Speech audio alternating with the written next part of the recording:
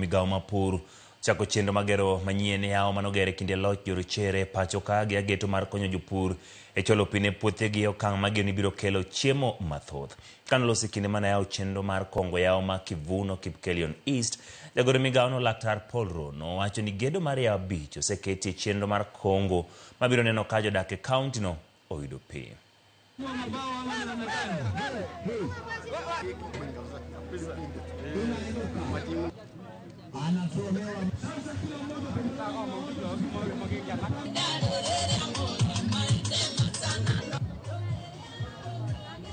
Hapa ni Kivuno Dam ama Colonial Dam. Katika constituency yetu we have several colonial dams. Tuko na hii, tuko na Hawi, tuko na hapa Cheres, tuko na ingine pale upande wa Itoik na pia other places. We are trying to reclaim our rivers na pia mambo ya environment.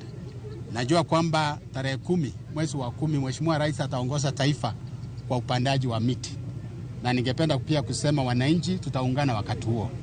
Hii ni phase 1 ya mradi hii ya dam ambayo tunaenda kutengeneza. Colonial dams yote iko Kenya. There are 384 colonial dams. Na hii ni moja wao.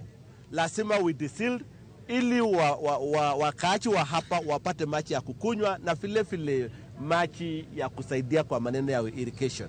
Hii damu ukiona hapa ni damu yenye phase 1 inachukua karibu 50 million na tutaenda phase 2.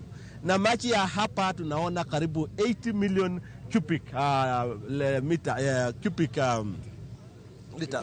meters of water. Ni mingi sana, itasaidia upande hii yote ya kukunywa, ya ng'ombe na vile ya kusaidia kwa irrigation. In 3 months itakuwa tumemaliza phase 1. Jatend din mar Islam mawuok Kimbo ma Kenya otielo dwaro matimo lokruok e tend Islam SUPKEM ka ging'ur e wi gino magiwacho ni osekelo pogruok maneno e lela. Ka giloso romo ma jokanyo ma jotend din Islam mawuok Kimbo mar Kenya manobagi e karalam ma Jamia e boma Busia, jotelo golo dwaro matimo lokruok ka igolo mogo kuom jokanyo mag